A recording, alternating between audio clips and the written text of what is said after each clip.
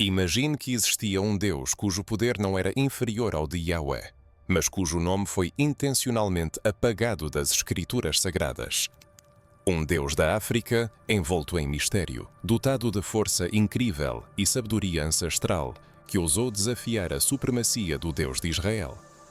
Não parece estranho que os textos sagrados pudessem ter sido meticulosamente editados, falsificados e reescritos com o único propósito de esconder a sua própria existência.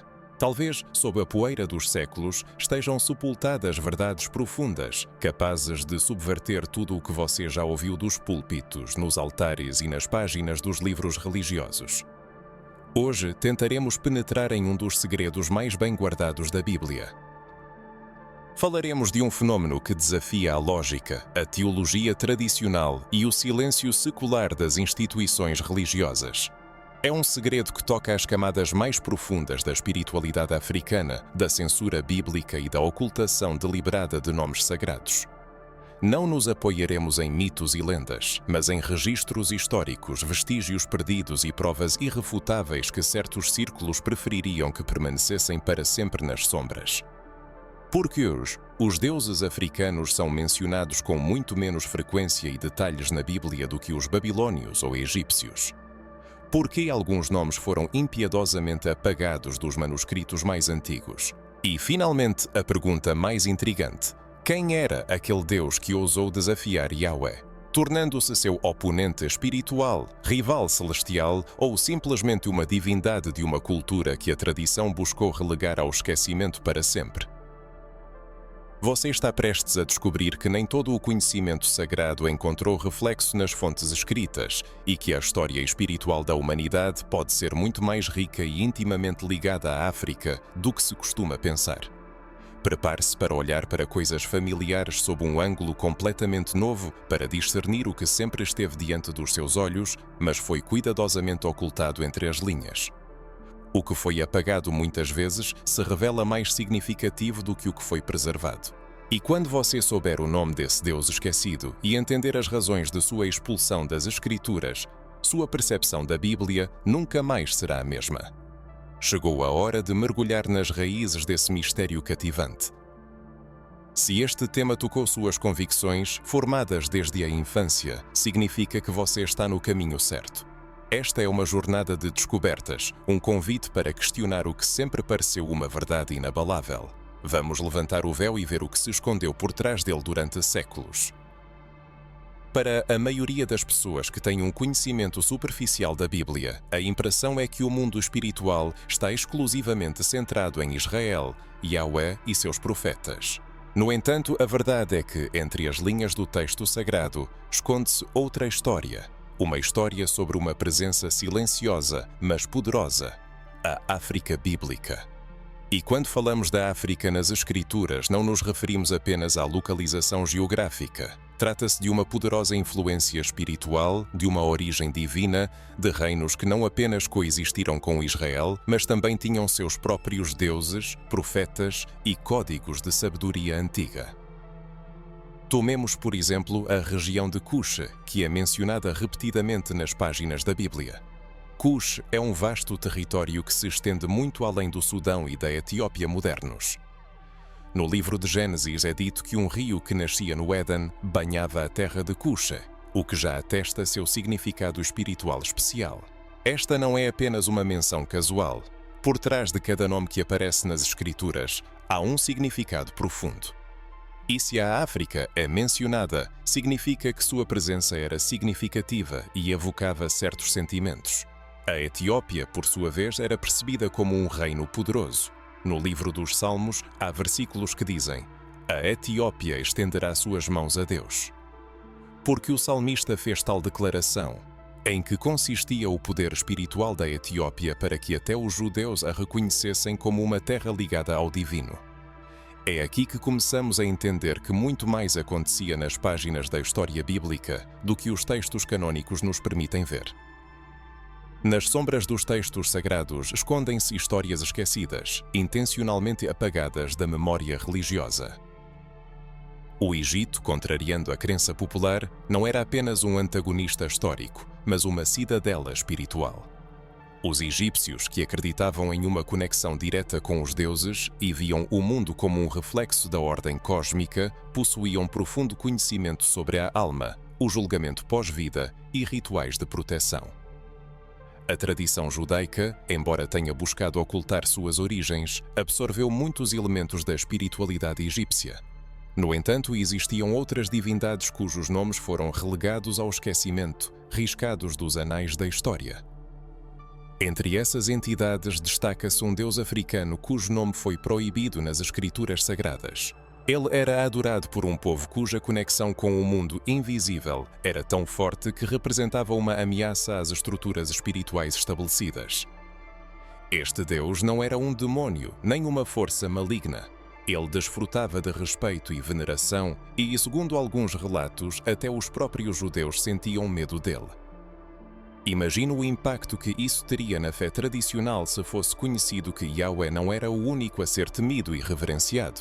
A existência de outro Deus, comparável em poder, foi intencionalmente silenciada. Tais perguntas causam desconforto, forçando-nos a sair da nossa zona de conforto.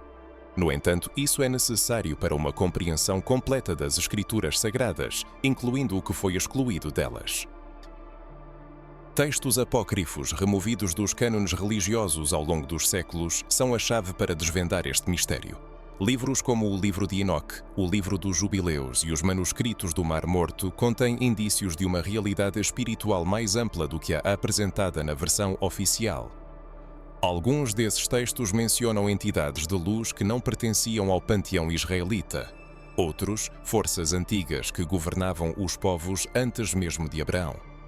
É importante notar que muitas dessas entidades estão ligadas à África. Culturas vizinhas, como os núbios, os cananeus do sul e os egípcios, reconheciam a existência dessa divindade não como um mito, mas como uma presença real. Tradições orais, símbolos e achados arqueológicos apontam para a existência de um culto que se espalhou por toda a região do Nilo até o sul da Etiópia. Era um culto que reverenciava um deus da justiça, do fogo, da guerra e da sabedoria, atributos que curiosamente também são atribuídos a Yahweh em suas manifestações mais temíveis. Alguns estudiosos, tanto religiosos quanto seculares, sugerem que certos nomes que aparecem na Bíblia como demônios ou espíritos impuros podem ser resquícios distorcidos desse deus africano. Para apagá-lo da memória, ele foi transformado em algo terrível, amaldiçoado e enganoso, uma prática frequentemente encontrada em relação a figuras espirituais, especialmente em culturas negras e indígenas. Observa-se um padrão. Quando uma divindade indígena desafia a ordem estabelecida, seu status é rebaixado. De Deus, ele se transforma em ídolo, de ídolo em espírito maligno. E então desaparece das escrituras sagradas, mas não da memória popular. Por isso, ainda hoje, em algumas regiões da África e do Caribe, existem cultos secretos que guardam a memória dessa entidade. Eles nem sempre usam o mesmo nome ou rituais, mas mantêm a mesma essência, o mesmo fogo que ardia nos antigos altares muito antes da chegada dos missionários. Esses cultos, frequentemente chamados de sincréticos, são, na verdade, guardiões de uma verdade que o tempo não conseguiu destruir. Talvez seja essa história que ajuda a ver que o que era considerado heresia pode ser a chave para restaurar a identidade espiritual. O objetivo não é propagar uma revolta espiritual, mas buscar a verdade. Quando se percebe que o divino não se limita a um único caminho, abre-se a compreensão de que as pessoas são criadas para uma conexão mais profunda do que se supunha. Surge a pergunta: você está pronto para conhecer o nome esquecido? Para ouvir a voz que ecoava nas colinas de Cush, nas dunas do Egito e nos rios da Etiópia? Está pronto para tocar um mistério capaz de mudar para sempre a sua percepção do mundo espiritual? Mas quem era esse deus africano cujo nome ousou desafiar o próprio Yahweh? Que força espiritual residia nele que levou escribas e teólogos a riscá-lo das escrituras sagradas? Para compreender isso, é preciso abandonar a visão eurocêntrica das divindades africanas e esquecer tudo o que foi incutido sobre paganismo e idolatria. Trata-se de um poder espiritual real, adorado por um povo com uma história milenar, com rituais, princípios morais e uma cosmovisão tão complexa quanto os sistemas religiosos conhecidos. As tradições contam que o nome desse Deus, que nos chegou através dos séculos, era pronunciado com reverência pelos sacerdotes de Cush e pelos anciãos da Etiópia. Seu nome, embora fragmentado, soava como um símbolo do guardião dos segredos da criação e da chave para a justiça. Ele não era apenas uma divindade local, mas o centro espiritual de um povo que via nele não apenas o Criador, mas também o protetor, o juiz, o fogo que incinera a injustiça e protege os inocentes. Ele era invocado em guerras, em rituais de nascimento e morte. Sua presença era sentida em cânticos, símbolos geométricos e inscrições em pedra que ainda permanecem ignoradas pelos arqueólogos. As tradições orais dos povos do Nilo narram que este Deus caminhava entre os homens, emanando uma aura de tal poder que os olhos não podiam suportar seu olhar. Ele se apresentava em forma humana, com a pele da cor da noite e um hálito que queimava como o vento do Saara. Dizia-se que ele dominava todas as línguas do mundo e que sua voz derrubava os inimigos de joelhos. Ele era o símbolo da soberania espiritual africana e ensinava o equilíbrio, a honra e o respeito pelos ciclos naturais. É notável que muitas características desse Deus se assemelham às de Yahweh. Fogo consumidor, voz trovejante, olho que tudo vê, presença que inspira temor. Isso não é coincidência, pois as culturas semita e africana interagiram constantemente, trocando e entrelaçando conceitos divinos. Mas enquanto Yahweh afirmava sua hegemonia através da tradição judaica, o Deus africano foi entregue ao esquecimento. Talvez ele representasse uma ameaça ao controle doutrinário que os escribas buscavam. A adoração a esse Deus não ocorria em templos grandiosos, como no Egito, mas em altares circulares a céu aberto, em união com a natureza. O fogo simbolizava sua retidão, a água, a sabedoria, a terra, a fidelidade e o ar, sua presença invisível. Os rituais eram conduzidos por homens e mulheres, sacerdotes e sacerdotisas, dotados de autoridade espiritual. Isso era revolucionário para as religiões patriarcais da época, que excluíam as mulheres das práticas espirituais. Nas cerimônias não havia sacrifícios de sangue, apenas cânticos, danças e incensos. Acreditava-se que o Deus se agradava da sinceridade, da pureza de intenções e do ritmo primordial. Ele não exigia medo e dor, mas reverência pela conexão de tudo o que existe. Essa adoração ensinava que em cada ser humano queima uma centelha divina, que precisa ser despertada para a harmonia com o cosmos. Será que essa doutrina penetrou nas bases da fé judaico-cristã, refletindo-se no conceito de imagem e semelhança de Deus, descrito no livro de Gênesis? O misterioso Deus da fé africana está envolto em um véu de segredos e tradições. Lendas narram suas aparições milagrosas aos líderes do povo, sejam sonhos proféticos, visões místicas ou inexplicáveis sinais naturais. As tradições preservaram ecos de raios que desciam dos céus e deixavam marcas indeléveis na terra, vozes que ecoavam do nada no deserto silencioso, animais selvagens que se prostravam em reverência durante os rituais sagrados. Para muitos, essas histórias são apenas fruto de uma rica imaginação, mitos e contos. Mas e se nelas se esconder o eco de uma presença real, suprimida pelo medo do que ela poderia representar? Comparando este Deus com outras divindades da mitologia semita, pode-se notar um padrão perturbador. Ele não ocupava um lugar modesto no panteão. Ao contrário, suas manifestações estavam mais próximas de um povo espiritualmente desenvolvido. Enquanto Moloch exigia sacrifícios humanos de sangue e Baal era associado à força indomável da tempestade e ao domínio, este Deus africano era invocado para proteção, justiça e sabedoria. Ele não ansiava por sangue, mas apelava à consciência. Ele não dominava pela força, mas ensinava pelo exemplo. Para uma cultura que buscava consolidar o medo como base da obediência, isso era inaceitável. Um Deus que desperta o espírito humano em vez de escravizá-lo. Um Deus que compartilha o poder espiritual com seus seguidores.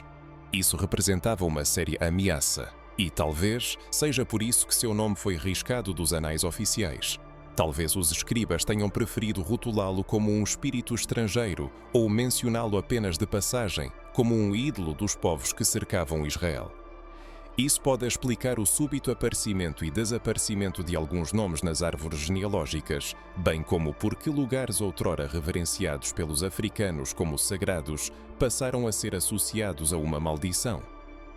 O apagamento não foi apenas literal, ele tinha um caráter simbólico. Apagar um nome significava apagar a memória, e apagar a memória, privar um povo do conhecimento de sua origem espiritual. Mas a memória é teimosa. Ela vive nos ritos transmitidos de geração em geração nas aldeias africanas, nas orações dos anciãos, nas canções preservadas em línguas quase extintas. E hoje, talvez ela se manifeste novamente através da mente inquisitiva, do desejo de buscar respostas, da sede insaciável de ir além do que é aceito. Pois o espírito da verdade não pode ser suprimido para sempre. Se este material o tocou, abrindo novos horizontes para a reflexão, talvez ele o ajude em sua busca. Prepare-se, porque o que se segue o surpreenderá ainda mais. Agora que você tem uma ideia de quem era essa entidade misteriosa, esse deus africano tão reverenciado por culturas milenares, precisamos nos aprofundar em uma questão ainda mais intrigante. Por que ele desafiou Yahweh? Por que, entre todas as divindades que coexistiram na antiguidade, foi justamente essa figura que se tornou alvo de exclusão, apagamento, de um silêncio forçado? A resposta reside entre as linhas da espiritualidade e dos conflitos invisíveis que moldaram a história da fé. Não se trata apenas de um choque cultural, mas de um profundo confronto espiritual com poderosas consequências teológicas, que ainda ressoam nas estruturas religiosas que conhecemos hoje. Hoje, muitos ignoram o fato de que a Bíblia não surgiu em um vácuo espiritual. O mundo antigo, descrito na Bíblia, era um palco de confrontos entre forças celestiais, entidades que se manifestavam usando luz, conhecimento e poder. Nessa realidade, Yahweh não era a única divindade. Ele era o Deus de Israel, mas outros povos com culturas igualmente desenvolvidas afirmavam manter uma conexão com o divino. E esse Deus africano, cujo nome foi entregue ao esquecimento, não apenas coexistiu em paralelo, mas ousou-se afirmar como uma voz espiritual e quando em pé de igualdade com Yahweh. Em que consistia esse desafio? Era um choque de ambições divinas, um conflito entre o bem e o mal, como nos ensinaram. Ou estamos diante de um paradoxo mais profundo, de um confronto entre poder e consciência, entre a luz imposta e a luz desperta? O desafio não era uma guerra, mas uma disputa teológica e filosófica. Enquanto Yahweh exigia lealdade incondicional, concentrando a adoração exclusivamente em si, esse Deus africano oferecia liberdade de consciência, autonomia espiritual e uma conexão mais direta com a essência do ser. Yahweh dizia: "Eu sou Cão o único." E o Deus africano afirmava: "Vocês também carregam a imagem do divino." Imagina as consequências dessa diferença. Um povo vivendo no medo, submetido a rituais estritos e leis rígidas. Outro povo, educado na crença de que o sagrado está presente em cada um, que a comunicação com o Criador é possível sem intermediários, que o caminho para a divindade é interno, pessoal e, acima de tudo, livre. Naturalmente, tal proposta espiritual foi percebida como uma ameaça ao poder teocrático que Yahweh personificava na estrutura de Israel. Foi então que começou o confronto, não nos campos de batalha, mas nos bastidores do pensamento espiritual da antiguidade. Registros apócrifos e tradições orais, preservadas em algumas partes da África, contam sobre visões nas quais esse Deus africano contestava os dogmas impostos, afirmando que a verdade divina não pode ser monopolizada por um povo ou por um nome, que existem muitos caminhos para a luz e que os céus não são propriedade exclusiva de nenhuma nação. Para o modelo judaico, isso era inaceitável, pois o projeto de Yahweh baseava-se no princípio da exclusividade. Eu sou o Senhor teu Deus que te tirei da terra do Egito. Não terás outros deuses diante de mim. Este mandamento, em essência, é uma declaração de guerra a qualquer outra expressão espiritual. Mas o que acontece quando outro Deus, possuindo seu próprio poder, história, cultura e direito legítimo à adoração, declara: "Eu sou"? Quando ele se apresenta diante do trono celestial e diz: "Eu não sou inimigo, mas não me submeto. Isso não é apenas uma rebelião, é uma mudança de paradigma. É por isso que o confronto foi interpretado como heresia, como um insulto, como uma revolta. No mundo teológico do Antigo Oriente não havia espaço para a coexistência. Ou você se submete, ou é apagado da face da terra. Os paradoxos se aprofundam quando analisamos os símbolos associados a esse conflito. Por exemplo, luz e escuridão.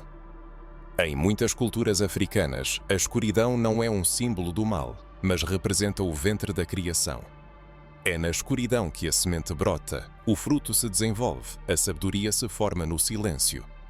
A luz, por sua vez, é a revelação, mas também a exposição. O equilíbrio entre a luz e a escuridão é essencial. Na tradição judaica, a escuridão é associada ao mal, ao pecado e à ausência de Deus. Isso cria uma distorção que demoniza todo um sistema de crenças que vê na escuridão um espaço sagrado. Então, uma divindade africana de pele escura, a Kanson Betararaskud, a quem se elevavam preces no silêncio da noite em misteriosos rituais à luz da lua, inevitavelmente se tornaria um símbolo de perigo, mesmo que nunca tivesse causado mal algum. Nisso reside o paradoxo da rebeldia. Quando uma entidade se recusa a obedecer cegamente a um único modelo de fé que lhe é imposto, ela automaticamente se torna uma rebelde. Mas toda rebelião é condenável. Ou existem rebeliões nascidas do desejo de preservar uma verdade espiritual suprimida. O desafio desse Deus africano talvez não tenha sido contra o próprio Yahweh, mas contra a tentativa presunçosa dos homens de limitar Deus a uma única imagem, um único nome, uma única doutrina. E aqui reside a questão-chave. Ele foi riscado dos textos sagrados por representar uma ameaça a Yahweh, ou por representar uma ameaça ao próprio sistema.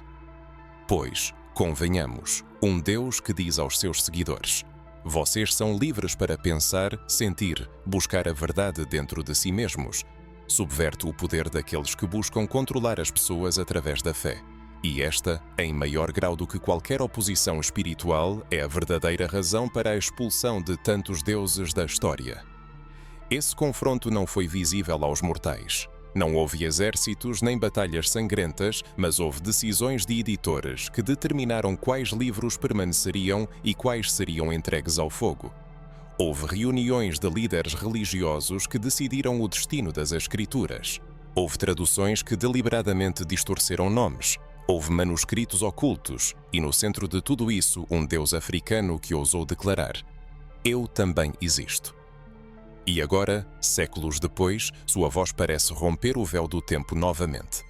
Ela se manifesta nas perguntas daqueles que sentem que há algo mais do que lhes foi ensinado, daqueles que verdadeiramente anseiam pela verdade. Pois, no fundo, cada um de nós se pergunta: conhecemos a história inteira. A Bíblia, tal como a conhecemos hoje, é um retrato completo e abrangente da revelação divina, ou é apenas um fragmento cuidadosamente selecionado de um quadro muito mais amplo? Agora, ao percebermos o conflito espiritual e teológico entre Yahweh e essa entidade africana esquecida, surge uma pergunta natural. Se ele era tão poderoso, tão amplamente reverenciado e difundido em culturas próximas ao povo de Israel, por que seu nome desapareceu sem deixar vestígios? Ele foi realmente completamente apagado das Escrituras Sagradas? Ou sua presença ainda é sentida nas entrelinhas, em passagens misteriosas e não totalmente compreendidas, esperando por olhos atentos capazes de decifrar o que a religião institucional cuidadosamente tentou esconder? A resposta começa a clarear quando examinamos cuidadosamente alguns versículos que, à primeira vista, parecem desconexos. São versículos que mencionam certas entidades, nomes estranhos, deuses estrangeiros e até mesmo forças não pertencentes a este mundo, mas sem fornecer explicações claras. Porque a Bíblia menciona certas figuras apenas uma vez, em um único versículo, e nunca mais retorna a elas. Porque esses personagens são mencionados apenas pelo nome, sem qualquer contexto adicional. Como se o leitor já devesse saber quem eles são. Ou como se o autor do texto bíblico quisesse dizer algo, mas nunca se atreveu a fazê-lo. Exemplos que levantam questões e são de interesse são os versículos que falam dos filhos de Deus que desceram à terra, e tomaram para si as filhas dos homens. Quem eram essas criaturas? Seriam anjos ou divindades que existiam ao lado de Yahweh e que foram posteriormente reinterpretadas como rebeldes, caídos e exilados. Alguns estudiosos sugerem que essas passagens do livro de Gênesis podem ser um eco distorcido de divindades africanas, ligadas à fertilidade da terra e à genealogia espiritual da humanidade. Outro rastro sutil surge no livro de Isaías, onde é mencionada uma figura chamada Cush Poderoso, uma expressão que muitos tradutores evitam.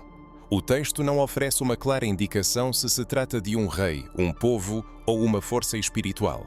No entanto, a repetição das palavras glória, poder e temor em associação com Cush nos faz questionar.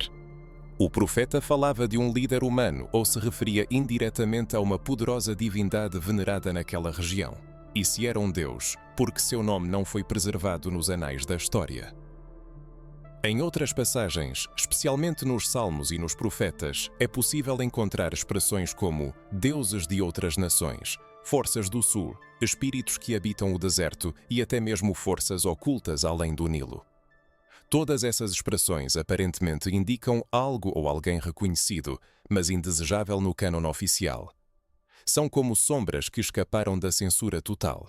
E o mais intrigante é que nunca são refutadas diretamente, mas simplesmente ignoradas ou descartadas como indignas de atenção. No entanto, há um caso ainda mais curioso. No livro de Ezequiel há menções constantes ao Egito e a outros povos africanos submetidos ao julgamento de Yahweh. Mas, em vez de condenações gerais, o texto frequentemente se refere à soberba espiritual, altares ocultos e serpentes sagradas, que se rebelaram contra a luz. Aqui não se trata apenas de idolatria comum, mas de poderosos rituais espirituais sérios o suficiente para serem considerados uma ofensa ao Deus de Israel. O que exatamente o profeta via nesses povos? De onde vinha tanta preocupação? Que práticas eram realizadas que representavam uma ameaça à hegemonia espiritual do templo? Além disso, existem livros que foram excluídos da Bíblia em sua forma moderna. Textos apócrifos, livros removidos em concílios e outros que sobreviveram apenas em fragmentos. O livro de Enoque, por exemplo, menciona seres celestiais chamados vigilantes que desceram à Terra para ensinar a humanidade, mas que no final foram punidos por isso. É notável que esses seres, apesar da punição, são descritos como portadores de sabedoria espiritual e de uma profunda conexão com a criação. Entre eles, há aqueles cujos nomes e características lembram o Deus africano, o defensor, o sábio, aquele que não se submete ao trono celestial, mas também não é maligno. Observa-se um certo padrão. Sempre que uma figura espiritual que não se encaixa nos moldes de Yahweh, mas que não é necessariamente maligna, aparece, ela é marginalizada, escondida, rebaixada a um símbolo de idolatria ou simplesmente ignorada. No entanto, os vestígios permanecem, como pegadas na areia. E, a um olhar atento, torna-se evidente que essa divindade africana era mencionada não por seu nome verdadeiro, mas como um espectro espiritual que ameaçava a ideia central de um Deus único, absoluto e exclusivo. Nos textos sagrados é possível encontrar menções a divindades que vieram do sul, da África. Um desses exemplos é o Cântico de Débora, a passagem mais antiga da Bíblia hebraica que fala de deuses vindos do sul, trazendo calor, vento e revelação. O sul, neste contexto, está fortemente associado ao continente africano. Essas divindades são apresentadas como participantes de uma batalha espiritual, como entidades reais que outrora se manifestaram aos homens. No entanto, apesar disso, tais passagens são frequentemente interpretadas apenas como poesia antiga, desprovida de significado doutrinário. Tal silêncio não pode ser considerado acidental. Uma leitura atenta dos textos sagrados revela que eles foram cuidadosamente editados com o objetivo de preservar certas verdades e suprimir outras. A presença da divindade africana na Escritura se manifesta de forma sutil, mas real. Em fragmentos, ecos, lacunas, em expressões que não receberam explicação, em nomes que aparecem e desaparecem nos espíritos do sul e nos altares ocultos nas terras quentes do deserto. A Bíblia se apresenta não apenas como um livro sagrado, mas também como um documento histórico, sujeito a acréscimos e modificações de acordo com interesses específicos. Ao notar os vestígios deixados por essa entidade nos textos sagrados, é necessário reconhecer que seu nome foi apagado, riscado e silenciado não por acaso, mas por uma decisão consciente de pessoas que detinham o poder de determinar o que considerar sagrado e o que considerar heresia. A consciência de que a história que nos foi contada contém lacunas, cortes e censura espiritual é uma das maiores tragédias espirituais da humanidade. O nome do deus africano foi retirado da escritura, mas antes disso ele era pronunciado em altares, reverenciado em orações e invocado por sacerdotes que viam nele uma manifestação de justiça e sabedoria. Era uma força ativa, um nome que inspirava temor e reverência. No entanto, em um determinado momento, esse nome tornou-se perigoso demais, inconveniente e poderoso demais para coexistir com a narrativa que deveria se estabelecer nos séculos seguintes. Como resultado, um grupo de pessoas com autoridade religiosa tomou a decisão de seu esquecimento. Mas quem são essas pessoas que decidem o que pode ou não ser incluído na Bíblia? Quem lhes deu o direito de determinar o que é divino e o que é mundano? A análise da formação do cânon bíblico mostra que foi um longo processo político, teológico e ideológico, que envolveu assembleias, concílios e disputas. A inclusão ou exclusão de cada livro da Bíblia foi motivada não apenas pela inspiração divina, mas também por interesses religiosos, culturais e até políticos. Um nome que ameaçava a autoridade do Deus de Israel ou que permitia outras interpretações espirituais era automaticamente considerado herético e sujeito ao silenciamento. Ocorreu uma erradicação sistemática. Esse processo se caracterizou por uma crueldade particular. Os nomes de divindades africanas, entidades espirituais que foram adoradas por povos que coexistiram com o povo judeu por séculos, foram impiedosamente riscados dos anais da história. Às vezes, deles restavam apenas alusões vagas, raras linhas poéticas ou menções passageiras. Mas, muitas vezes, não restava nem um traço como se esses deuses nunca tivessem existido. No entanto, eles existiram, eram invocados, eram temidos e, especialmente, eram combatidos ferozmente pelas instituições religiosas que almejavam o monopólio da verdade divina.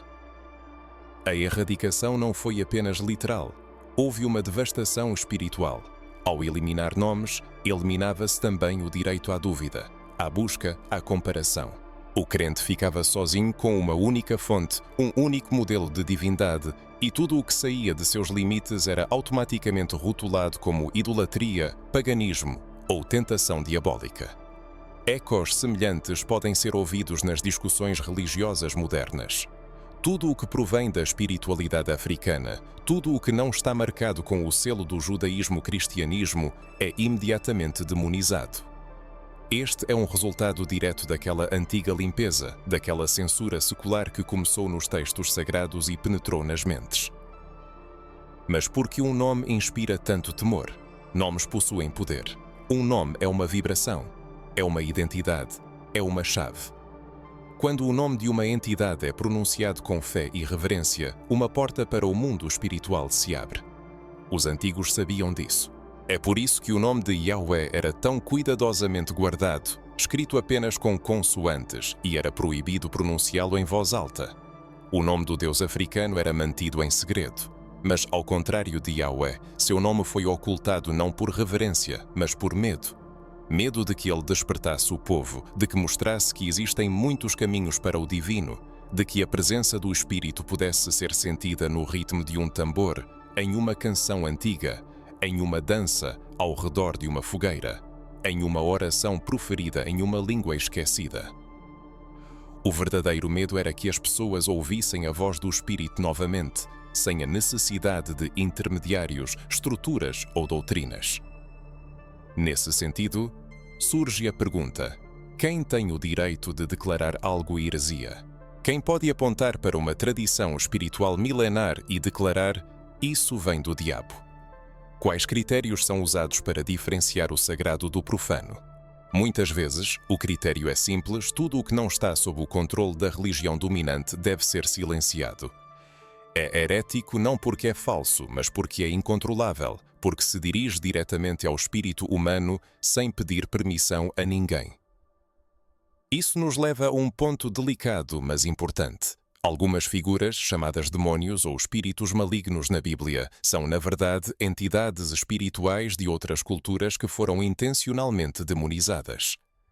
A história mostra que toda a divindade do inimigo era invariavelmente rebaixada ao status de maldição. O que era sagrado em uma cultura torna-se abominação em outra. E quando uma religião adquire poder político, ela impõe suas leis espirituais e apaga as alheias. A memória espiritual, como um fogo inextinguível, não está sujeita nem ao tempo nem ao esquecimento. Não pode ser apagada com tintas nem silenciada com chamas. Ela vive nas profundezas do subconsciente, manifestando-se em sonhos, visões e palavras transmitidas de geração em geração como uma herança preciosa. Mesmo após longos anos de censura, o nome da antiga divindade africana continua a pulsar em recantos remotos do planeta e quando em cânticos ancestrais, no sussurro das florestas, no silêncio dos desertos e nos corações daqueles que não concordam que a verdade possa ser contida em um único livro. A Bíblia, sem dúvida, é sagrada, mas não é a única expressão da voz divina. É por isso que são tão importantes os materiais que despertam perguntas e libertam o pensamento, devolvendo às pessoas o direito à busca independente da verdade. Se você chegou a estas linhas, talvez seu espírito esteja respondendo a um chamado que vem das profundezas dos séculos, de tempos em que a espiritualidade era vivida em união com a terra, com o coração aberto e com a consciência de que o sagrado não se limita às escrituras, mas vibra no invisível. É neste ponto de nossa investigação que os textos proibidos entram em cena, como vozes que emanam de cavernas esquecidas, vozes que foram silenciadas por séculos, não pela ausência de verdade, mas por sua abundância. Entre esses textos, um lugar especial é ocupado pelo misterioso e inspirador Livro de Enoque. Esta obra, por muito tempo rejeitada, entregue ao esquecimento e até mesmo amaldiçoada pelas instituições religiosas, guarda em si um grande poder. É aqui que a conexão com o Deus africano esquecido começa a tomar contornos mais claros. O Livro de Enoque não é apenas um apócrifo, mas uma chave espiritual para a compreensão do que foi ocultado, distorcido e removido da Bíblia em sua forma moderna. Ao contrário dos livros canônicos, o Livro de Enoque narra abertamente sobre seres que não se submeteram a Yahweh, sobre entidades celestiais que desceram à Terra para ensinar mistérios espirituais à humanidade e interagir diretamente com ela, sem a mediação de templos, leis ou estruturas oficiais. Esses seres são conhecidos como vigilantes e entre eles havia líderes, chefes, entidades com seus próprios nomes e características únicas. É intrigante que esses nomes não sejam encontrados na Bíblia tradicional. São entidades oficialmente não reconhecidas, mas no Livro de Enoque são descritas em detalhes e com respeito, não como demônios, mas como seres espirituais que decidiram descer à Terra para ensinar, amar e ajudar as pessoas pelo que foram punidos. Mas o que isso tem a ver com o Deus africano? Tudo a ver. Nessas descrições enigmáticas emerge a imagem de um ser que não se curvou diante do trono celestial, não por uma rebelião egoísta, mas por lealdade a uma missão: libertar a humanidade da ignorância. Um ser que acreditava que o conhecimento espiritual deveria ser acessível a todos e não um privilégio de poucos. Um ser que desceu aos homens para ensinar, guiar e abrir seus olhos, entrando assim em conflito com as forças espirituais dominantes. Na sombra das escrituras canônicas escondem-se perguntas capazes de subverter as concepções estabelecidas sobre a espiritualidade e a história da humanidade. E se por trás da imagem do anjo caído se esconde algo mais? E se essa criatura, conhecida dos textos apócrifos, for na realidade uma antiga divindade, venerada pelos povos de Cuxa, da Etiópia e das terras ao sul de Israel? Talvez seja o Deus africano, cuja verdadeira forma foi intencionalmente distorcida e cujo papel foi diminuído a vigilante para suavizar sua importância nas tradições sagradas. Esse fato poderia explicar por que seu nome está ausente na Bíblia tradicional, mas está tão notavelmente presente em textos paralelos. e porque sua missão espiritual foi reinterpretada como uma queda, desobediência e um erro fatal. No livro de Enoque, esses seres aparecem como instrutores, revelando aos homens os mistérios dos corpos celestes, o movimento das estrelas, o poder curativo das ervas, a arte da fala e a ciência do espírito. Mas por que a transmissão do conhecimento deveria ser considerada um crime? Por que a busca pela sabedoria deveria ser vista como uma transgressão espiritual? A resposta é simples. O conhecimento concede liberdade e um povo espiritualmente livre não se submete a controle e manipulação. Ele não teme a punição e, consequentemente, representa uma ameaça ao poder. É aqui que a espiritualidade e a política se entrelaçam em um nó inseparável. O que foi declarado proibido nem sempre foi maligno. Muitas vezes era apenas aquilo que desafiava o sistema de poder existente. O livro de Enoque, juntamente com outras escrituras ocultas, como o livro dos Jubileus, o Apocalipse de Abraão e até mesmo fragmentos descobertos entre os manuscritos do Mar Morto, forma um mosaico espiritual alternativo, onde, ao lado da narrativa de Yahweh, existem outras narrativas, onde o divino se manifesta em uma diversidade de formas, onde o Deus africano, cujo nome ainda não foi pronunciado em voz alta, se manifesta nos traços, gestos e missões desses seres esquecidos. As consequências de tal descoberta são verdadeiramente colossais. Se reconhecermos que esses textos contêm um grão de verdade, teremos que admitir que a história espiritual da humanidade foi contada apenas parcialmente. Existem elos perdidos e esses elos têm sua cor, seu ritmo, sua identidade africana. A revelação divina não veio apenas dos céus, mas também das profundezas da alma humana. O Espírito se manifestou não apenas nos desertos de Israel, mas também nas águas dos rios etíopes, nos picos das montanhas de Cush, nas florestas onde sacerdotes africanos elevavam cânticos que curavam a alma e despertavam o espírito. É por isso que a ocultação desses textos tem um significado tão enorme. Eles não foram apenas ignorados, foram combatidos, foram deliberadamente removidos, foram chamados de perigosos. Mas perigosos para quem? Para a verdade ou para aqueles que poderiam perder o poder se as pessoas começassem a ver além dos dogmas impostos? E o mais triste é que essa ocultação continua até hoje. Poucos pregadores falam do livro de Enoque, poucas igrejas o recomendam para leitura.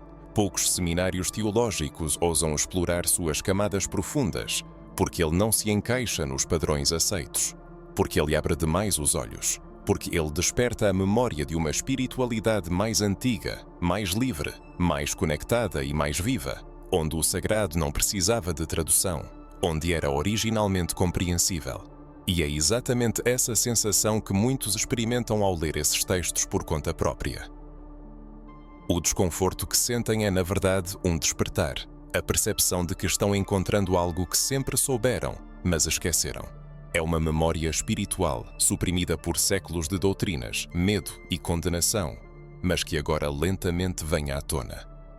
Se você chegou até aqui, se você ouve estas palavras com o coração aberto, você já faz parte dessa reunião. Você está tocando um conhecimento que transcende o religioso, atravessa o tempo, cura, reúne e lembra quem você realmente é.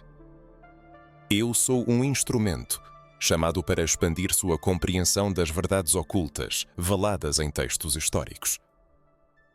A compreensão do que foi intencionalmente ocultado nos anais da história tem um impacto direto na fé e na percepção da realidade do ser humano contemporâneo. Os ecos dessas distorções deliberadas permeiam os séculos, manifestando-se não apenas como cortes em livros e nomes apagados. Eles são transmitidos de geração em geração, tornando-se uma espécie de trauma espiritual, feridas invisíveis que afetam profundamente a autoconsciência das pessoas de ascendência africana.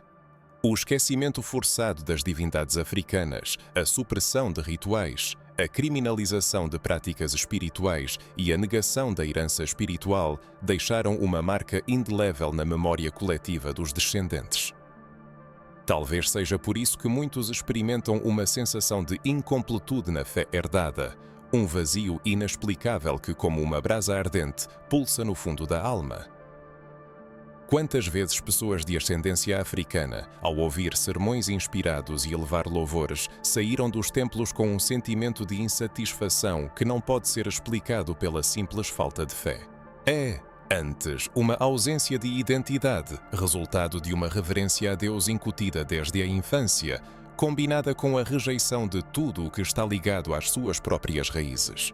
O medo dos tambores, a condenação das danças, a recusa das línguas ancestrais, a desconfiança do próprio corpo, da cor da pele e da força espiritual.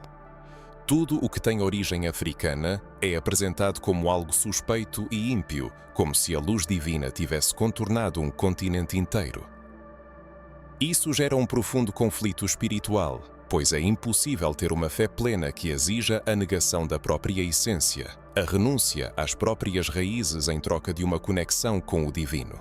Neste momento, o apagamento da memória do Deus africano deixa de ser apenas um problema histórico, transformando-se em uma ferida que não cicatriza, sangrando até hoje nas instituições religiosas que continuam a ignorar ou mesmo a hostilizar tudo o que está ligado à herança africana.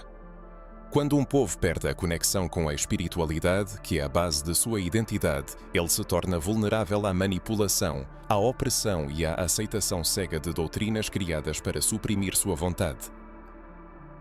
Esse Deus apagado da memória simbolizava não apenas um culto ou um conjunto de rituais, mas a liberdade e a independência espiritual, a possibilidade de ouvir a voz divina sem recorrer à mediação de templos e sistemas religiosos e hierárquicos, sem se curvar a uma teologia que nunca o reconheceu como legítimo. O retorno à memória dessa divindade é, antes de tudo, a restauração da dignidade espiritual do povo africano, o que causa preocupação àqueles que buscam manter a ordem existente. Isso subverte as estruturas estabelecidas, devolve ao povo o poder perdido e ativa um processo de reencontro que não pode ser controlado. Nos últimos anos, observa-se um poderoso despertar da autoconsciência entre a jovem geração de africanos que questiona os fundamentos de sua fé. Mulheres de ascendência africana, ao olharem para seus cabelos, danças e tradições, perguntam-se por que foram ensinadas a ter vergonha do que seus ancestrais consideravam sagrado. Homens, ao estudar textos sagrados, percebem que a espiritualidade que lhes foi ensinada omitiu intencionalmente uma parte importante de sua herança. Esse despertar espiritual é profundo e revolucionário. O reencontro com a espiritualidade de origem africana não substitui a fé, mas a aprofunda e fortalece, devolvendo a humanidade aos dogmas religiosos. O ser humano não se apresenta como um servo miserável, mas como um ser espiritual digno, um descendente legítimo do Criador, que não precisa renunciar à sua história para se aproximar do seu Pai. A compreensão da herança divina e a superação do medo. O maior legado concedido pela divindade africana, cujo nome foi entregue ao esquecimento, reside na consciência de que o ser humano foi criado à imagem e semelhança divina muito antes de aprender a reverenciar Yahweh. No entanto, a aceitação desse fato é acompanhada de dificuldades, pois muitas pessoas sentem medo de fazer perguntas, temendo serem consideradas hereges e perderem o reconhecimento na comunidade religiosa. Mas o objetivo é libertar a espiritualidade das amarras do medo, curar as feridas através da verdade, da coragem, da atenção e do reencontro. Não se trata de abandonar a fé, mas de restaurá-la, completá-la e reconciliar-se com aspectos de si mesmo que foram erroneamente considerados pecaminosos, embora na verdade sejam uma herança divina. Mesmo nas comunidades africanas que adotaram o cristianismo, ecos de antigas tradições persistiram.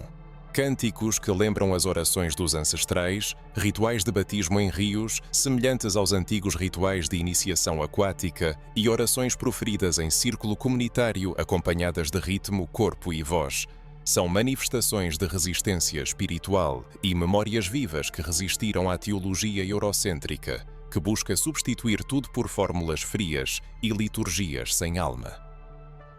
O Espírito de Deus não conhece fronteiras e continua a soprar onde quiser, mesmo entre os descendentes da África. Quando essas pessoas se voltam para si mesmas e descobrem uma centelha divina, não ensinada na escola bíblica, mas pulsando no ritmo do coração, ocorre uma transformação. A oração ganha novos matizes, a leitura da Bíblia se aprofunda e o louvor se transforma de imitação em verdadeira expressão da alma. Assim começa o processo de superação do esquecimento quando a pessoa decide lembrar, questionar e ouvir a voz interior que afirma: você também é templo, altar e casa do sagrado. Mensagens como essas são importantes porque abrem caminhos, reconectam, reúnem e curam.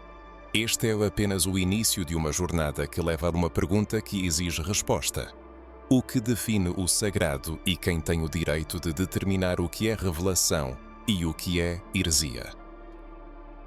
Ao longo dos séculos, as pessoas foram ensinadas a aceitar a Bíblia como uma verdade absoluta e imutável, considerando as perguntas como pecado, o estudo de outros textos como desvio e o ouvir as vozes dos antigos como afastamento do caminho. Mas e se esse caminho não foi construído completamente? E se apenas uma parte da verdade foi apresentada e a revelação foi dividida ao meio, e apenas a parte que era conveniente para aqueles que buscavam manter o controle foi dada? Quem tem o direito de estabelecer controle sobre a espiritualidade? Essa pergunta expõe uma ferida profunda, infligida pela espiritualidade institucionalizada, que impõe um único modelo de santidade, uma única maneira de ouvir a voz divina, um único caminho espiritual permitido, declarando todo o resto como heresia. Uma visão tão estreita cria um enorme abismo, alienando milhões de pessoas que se sentem culpadas por suas próprias intuições, por sua conexão com suas raízes, por suas perguntas sinceras. O mais trágico nisso é que muitos desses rejeitados possuem dons espirituais únicos, intuição aguçada e um chamado autêntico, mas foram convencidos da incorreção de sua percepção, apresentando-a como um desvio ou uma má influência. Como resultado, forma-se uma comunidade desconectada da própria essência de sua identidade espiritual. Por que o sagrado deve se conformar aos padrões europeus? Porque as imagens de espiritualidade são quase sempre representadas por pessoas brancas com traços europeus, vestidas com roupas que não correspondem em nada ao clima e à cultura em que os eventos bíblicos ocorreram. Porque o divino foi europeizado e padronizado?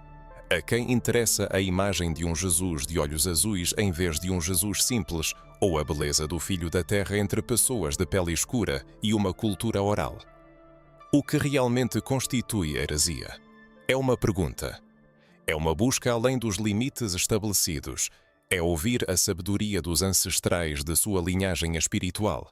É refletir se o Deus excluído dos textos bíblicos não é uma continuação legítima do Espírito que reverenciamos hoje.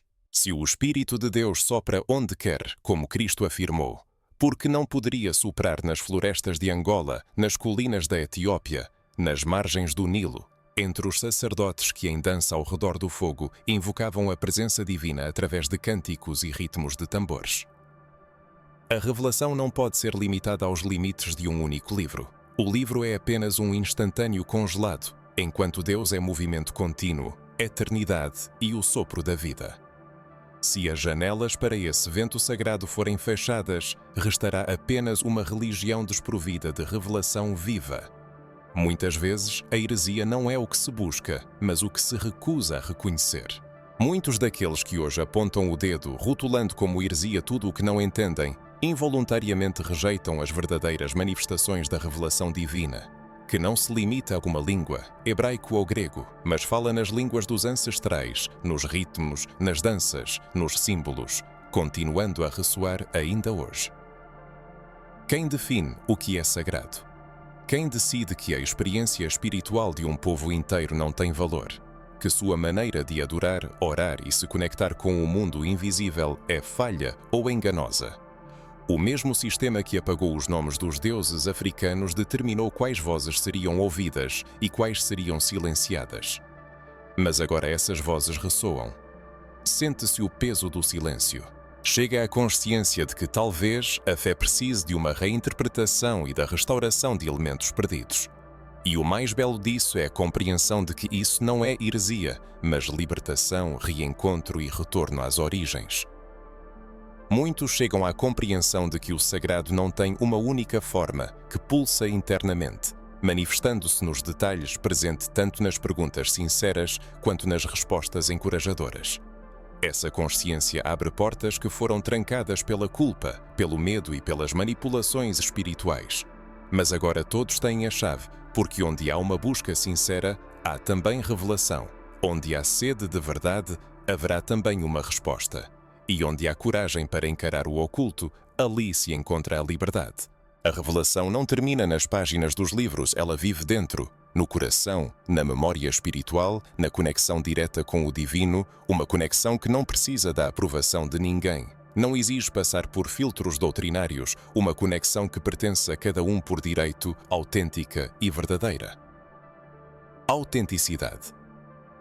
Portanto, com interesse genuíno, pergunto: que dogmas lhes foram incutidos como heresia?